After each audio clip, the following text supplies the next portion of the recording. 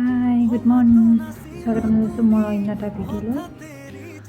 আজি ভাবিছোঁ মাছৰ তৰকাৰী এখন বনাম, বিলাহী আৰু আলু দি বনাম।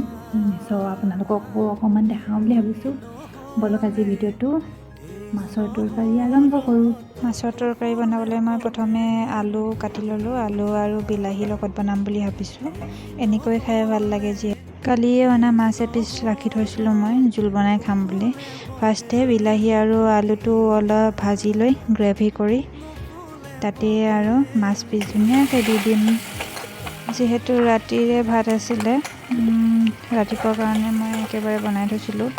দুবাৰ ভাত বনাই থাকিবলৈ মোৰ বৰ এলাহ লাগে, সেইটো কাৰণে একেবাৰতে বনাই দিছোঁ।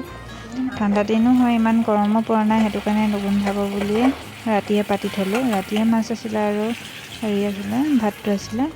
প্ৰথমতে আলু ভাজি বিলাহীখিনি দি দিলোঁ।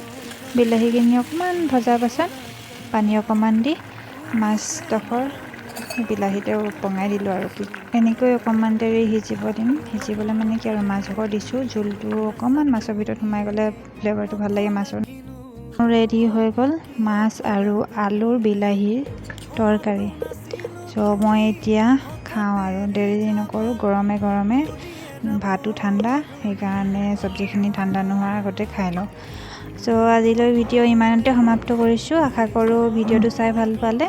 আকৌ নেক্সট ভিডিঅ'ৰ সৈতে আপোনালোকক লগ পাম। এতিয়ালৈ বাই।